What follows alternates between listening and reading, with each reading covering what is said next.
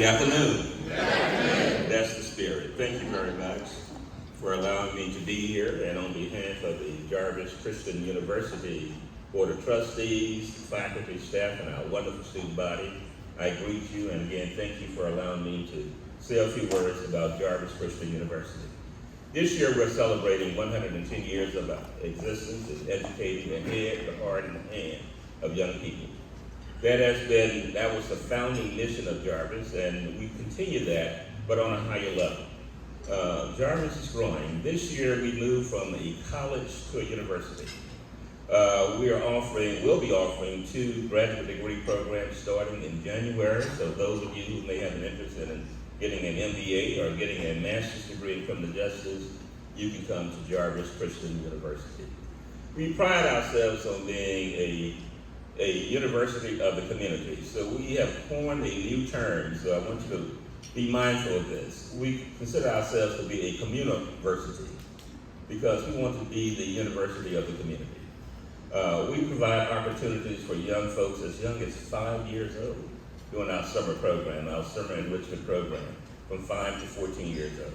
We also have program opportunities for young kids from the 9th grade on. We have a summer enrichment program, a summer science program, early start program for those who are in high school. We have an early start program for those who in sciences who are in high school who want to come to college, and then we have an early start summer program for those who just graduated. And they can come to Jarvis during the summer, take 13 hours. If they pass those 13 hours, they can earn a scholarship. They pass those 13 hours with at least a B average. If you did not have a scholarship coming to Jarvis, you can earn a scholarship just by coming to summer school, doing what you need to do as a young person, and passing those courses that they take, and get a scholarship. If they come to us in the fall and take at least 17 hours, they can be a sophomore at the end of their first semester at Jarvis Christian University. We believe in expediting the opportunity for young folks to go from coming to Jarvis and getting their degree. And one of the things that we've done, and we've been true to this, and we're going to continue to maintain this, is that when I first came to Jarvis, we reduced our tuition fees by 15% because we wanted to make certain that we are affordable for young people and those who are not so young to come and get their education. We have not increased our tuition fees. In addition to that, if a student comes and takes 15 hours every semester and pass those 15 hours, they get a $500 discount on their tuition fees for the next semester, which means that over a 4-year period, you can reduce your tuition fees by $4,000. That's affordable, so you can get an education. In addition to the young folks, we also provide opportunities for those who need workforce training. You can come to Jarvis and get workforce training in medical coding and building and cybersecurity, which means that you can take the courses you need to move forward. We want to provide that opportunity for you. We offer 15-degree programs at Jarvis. I've already talked about some, but cybersecurity is one of the growing fields that we have. Our business program is outstanding. As a matter of fact, many of our business programs are recruited by some of the major students are recruited by some of the major businesses in this country. PricewaterhouseCoopers provides scholarship opportunities. Other accounting firms provide opportunities for our students, and our students are able to compete nationally with anyone. Also, we have a growing athletic program, so those who are interested in coming, young folks who are interested in coming to us and participating in athletic activities, we have those programs. We are starting even this year a new sports program in wrestling. We are one of the few historically black institutions with a wrestling program and the only one with a program for females, because we want to provide opportunities for both male and female. So this is what we do at Jarvis Christian University. We're moving forward and providing great opportunities for anyone who wants that education. So it doesn't matter how old you are or how young you are, there are opportunities for you at Jarvis Christian University. As a matter of fact, we have a Renaissance program for adult learners. Those of you who have not finished your degree or want to continue in education, you can come to our Renaissance program. And it's a hybrid program. We're flexible. in terms of offering our courses for you. You know, we say at Jarvis, wherever you are, we are. Remember that. Wherever you are, we are. You know, you can come to the campus in Hawkins, you can come to our campus, our teaching site in Dallas, or you can take courses online, or you can do both, because we want to be flexible enough for you to be able to get your education. In addition to the degree programs, we have, in addition to those programs, we also have Jarvis Online. We have 2 degree programs that you can get completely online. You get a degree in business, and you can also get a degree in criminal justice. So we're flexible. We want to make certain that you, whatever your situation is, that we will work with you in order for you to get your education. And we provide those opportunities for any and everyone. We are a very diverse institution. We welcome any and everyone to come to Jarvis Christian University, and we want to make certain that you get the experience that you need in order to have the opportunities that will take you far. You know, we say at Jarvis that you can come to Hawkins and go anywhere, because that's what we do, and our students have been able to do that. We provide our students international opportunities as well. Unfortunately, this year, we had students who had been accepted to the Newman University in Romania this year, but because of the war, we were not able to go, but that opportunity will be there, hopefully for next year. All expense paid. We also have opportunities at other international institutions. So you're not just isolated, although we're in a rural community, but we do things in a big way, and we're international in what we do with our students. So there are great opportunities when you come to Jarvis Christian University. As I close, I know there are many things I would like to say. Certainly, if you have any questions, please feel free to ask.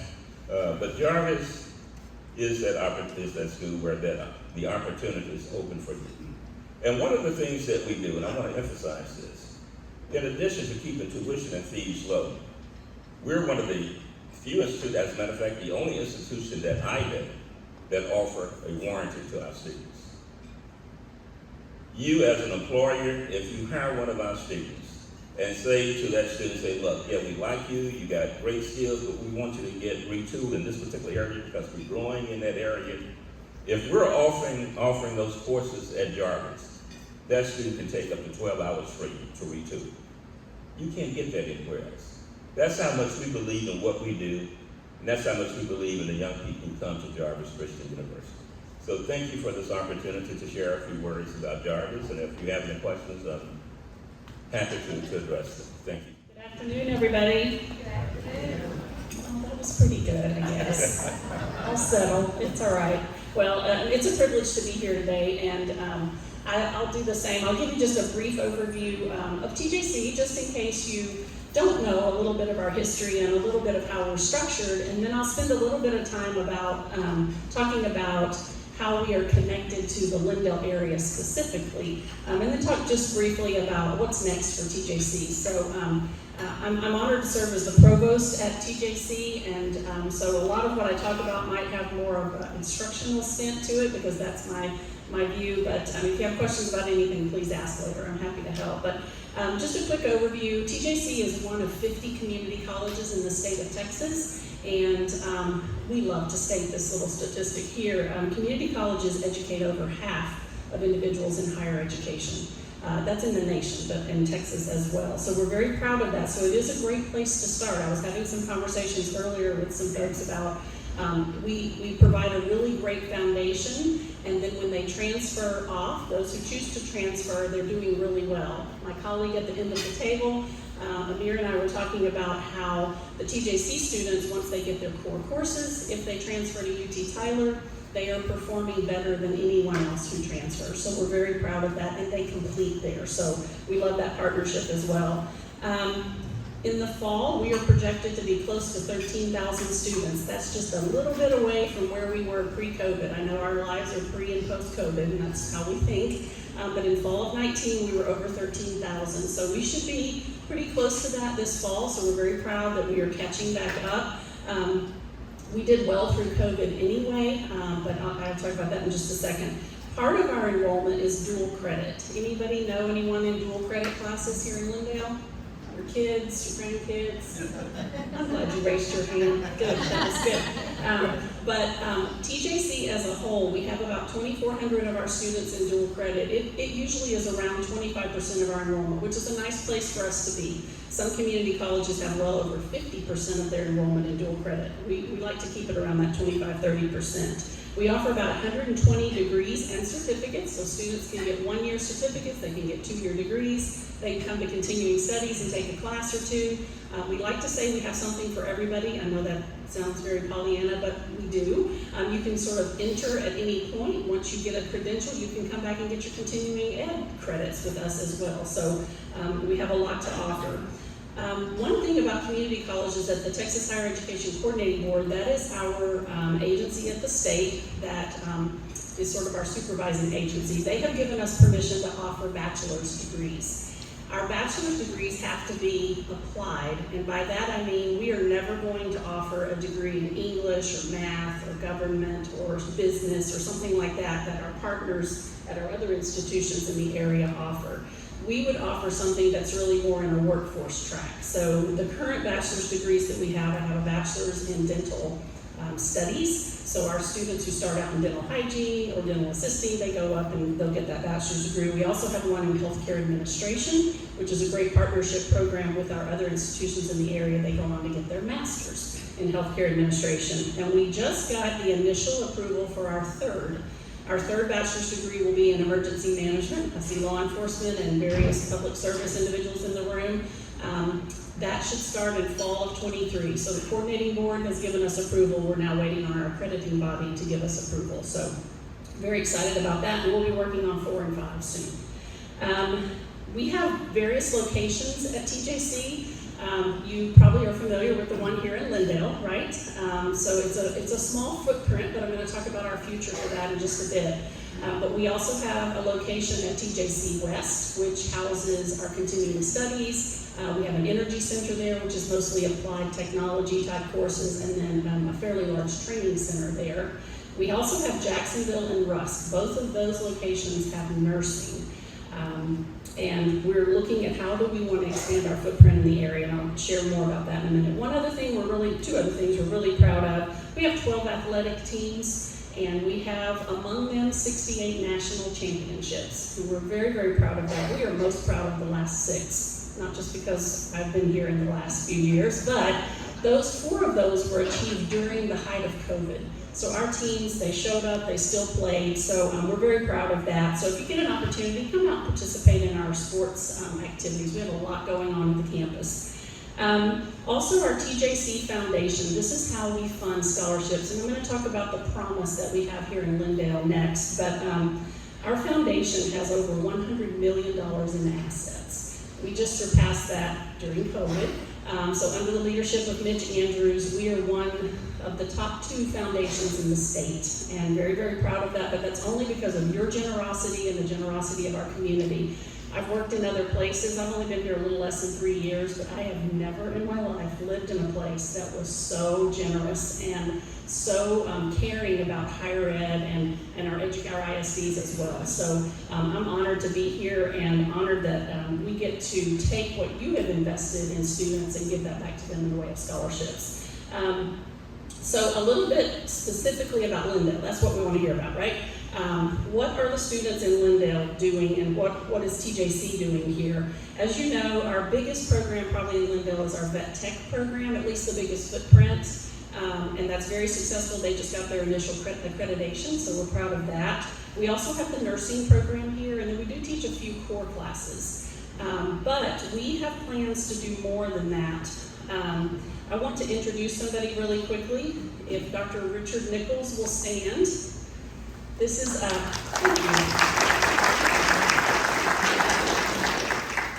when we began thinking about the future of TJC and what do we want in the northern area, right? TJC North is what we call our campus here, but Lindale specifically.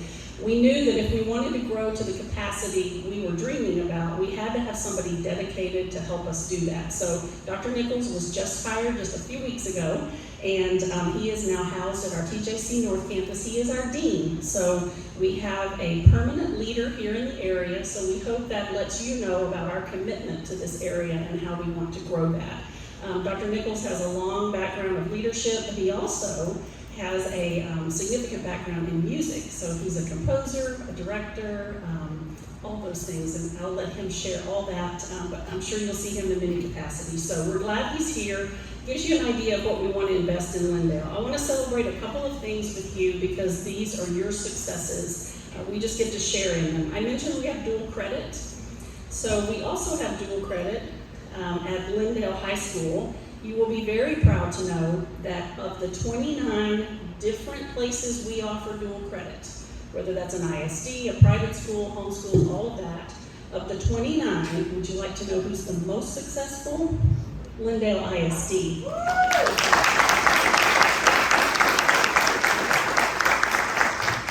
And by success, we mean that students in dual credit who are getting college and high school credit at the same time are making an A, B, or C, which means that transfers anywhere they want it to go.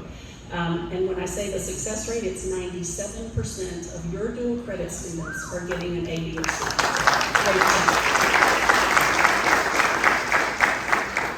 To give you some perspective on how many students are in 21-22, we have 275 students in Lindale take about 500 courses per semester.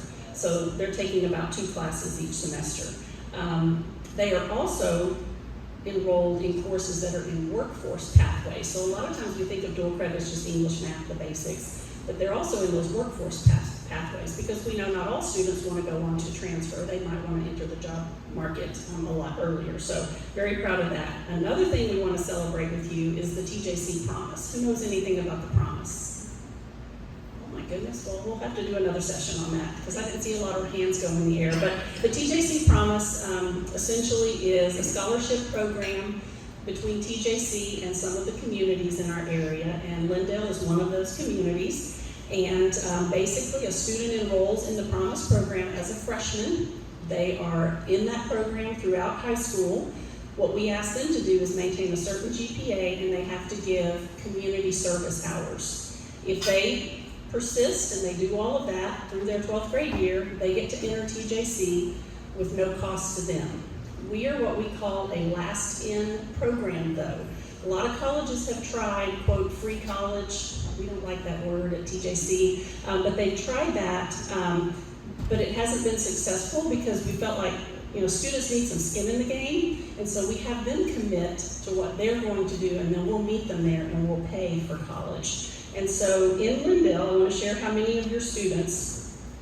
Overall, we've had 700 Promise students attend TJC in the first 2 cohorts. So we've got 2 cohorts who finished the high school and they've come to us. 101 of those were Lindale students. And of the 5,250 or so students who are in the Promise pipeline in the high school, 708 of those are at Lindale High School. So you are putting a lot of kids through that program, meaning they're going to get through their 2 years with no debt, and they will be able to move on. And I am certain that my friend at the end of the table is probably going to talk about what we signed on Friday with UT Tyler, that those students might be eligible to go through. I won't take your thunder, Amir, I'm sorry. I should stop talking. But quickly, the future of TJC, we've had a lot of leadership change in the last 3 or 4 years. Dr. Mejia was not able to be here today. He wanted to ask me to give his welcome as well. But new strategic plan, lots of plans to grow our footprint in Lindale. Dr. Nichols is now here, so you're going to see some changes. We want you involved in that. We're working on a master plan, so our vision is a larger campus here in Lindale. So hopefully in the next 3 to 5 years you will see that happen, and we're excited to partner with you, and thanks for having us. My name is Amir Mirmiran. I serve as provost at UT Tyler. On behalf of our president, Dr. Calhoun, who couldn't be with us here today, and on behalf of our faculty and staff, it's my pleasure to talk about the education opportunities at UT Tyler and what we can do together with our colleagues here at this table to improve the education in East Texas. So let me start by saying that, in fact, last year we celebrated our 50th anniversary. And that goes back to 1971 when UT Tyler was established as Tyler State College, and then it changed its name to East Texas University. And in 1979, joined the University of Texas system at UT Tyler. 1947 was when we had East Texas Chest Hospital, and that actually also ended up being UT Health Science Center in Tyler in 1977 when they joined the University of Texas system. And then the two of us merged last year, and we celebrated University of Texas at Tyler, which is now the largest institution of higher education in terms of both the healthcare related programs as well as academic programs. Together, we have 10,000 students, graduating about 3,000 students every year in 95 different degree programs approximately, from 50 baccalaureate, 30-some masters, and 40-some masters, and 6 doctoral programs in a variety of disciplines, from engineering to sciences, and from humanities and social sciences to education and psychology, and in 8 different colleges. In fact, we have, as I mentioned, engineering, we have education psychology, we have the newest school, the School of Medicine, and we are delighted that they would actually start their program next summer with the first cohort of the students, and we are delighted that actually the first cohort, with the generosity of the community, would be able to get through the medical school without having to take on a lot of loans to be able to get through that medical studies.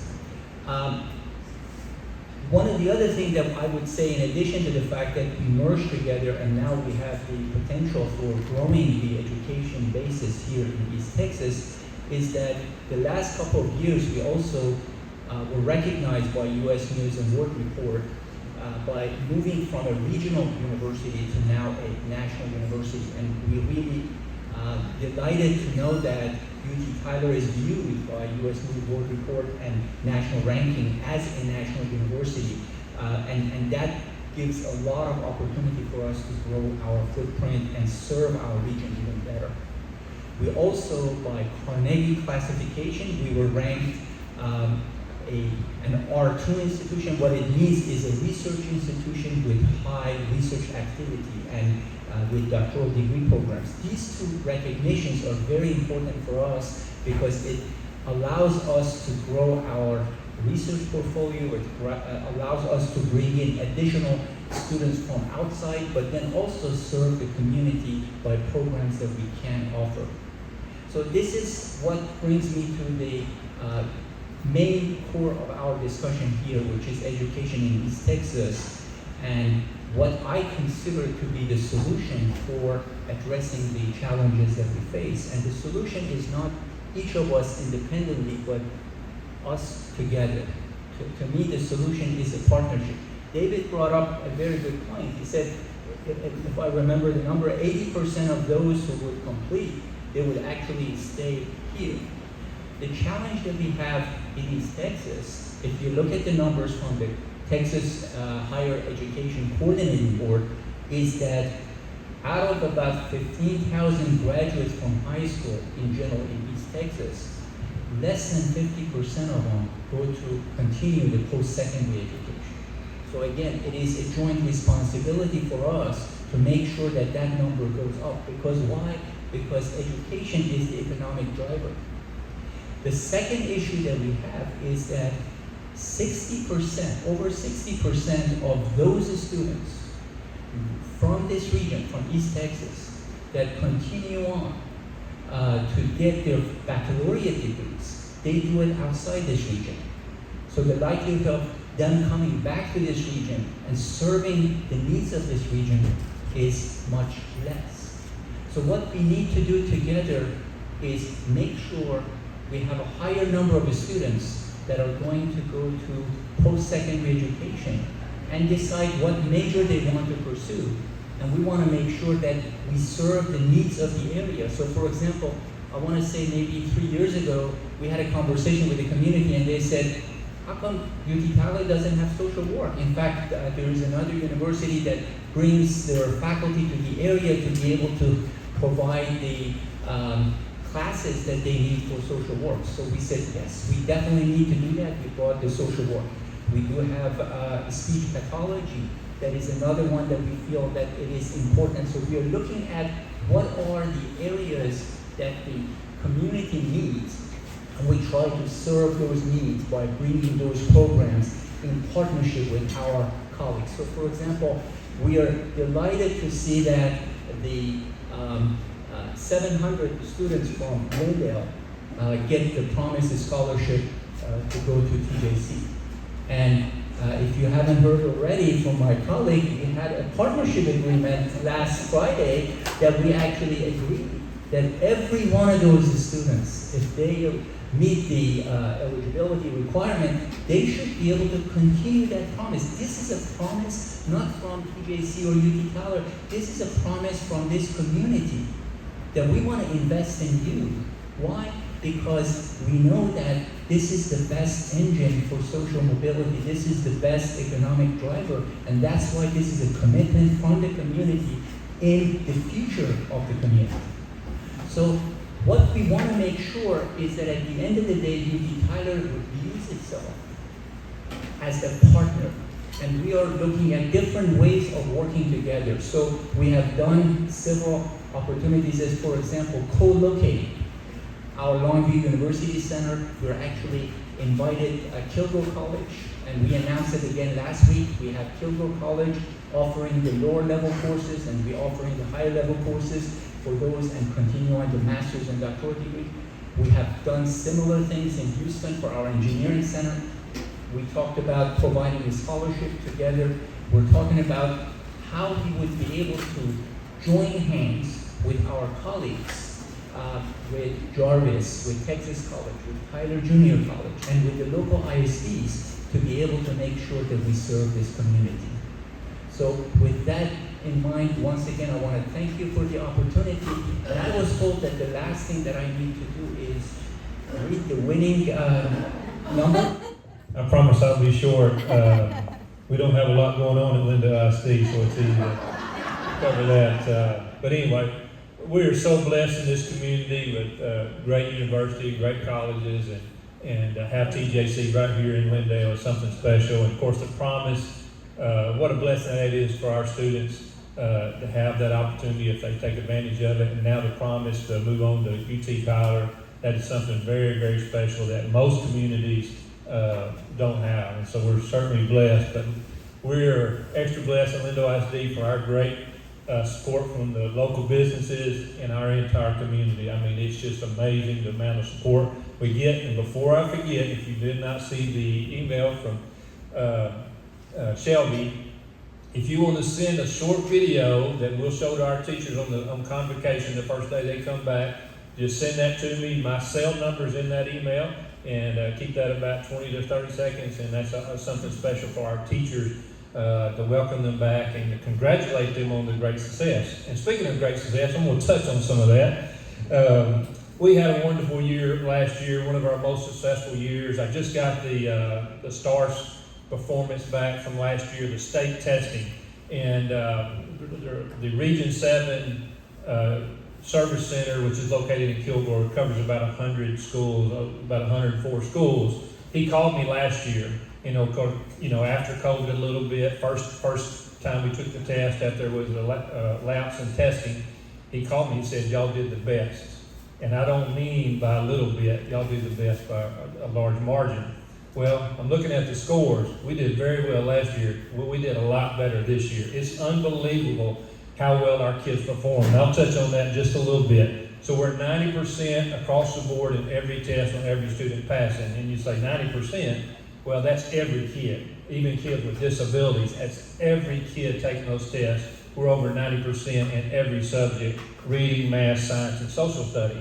But what's amazing is how many masters the test. And to master test, you gotta make like 95 and above. That means you're missing like 1, 2, maybe 3 questions on the entire test. And here's the percentage of our kids mastering the test across all grades. And they start in grade 3 all the way through high school. In reading, 46%. Almost half our kids are mastering that test. The state's at 27%. In math, 48%. So half our students are mastering their math test, where the state's only 20%. In science, is 41%. Lindale ISD, 41%. The state, 21%. In social studies, 53%. And the state is at 31%. So our kids doing. And teachers, can't say enough about our teaching staff, and how we handle it through COVID.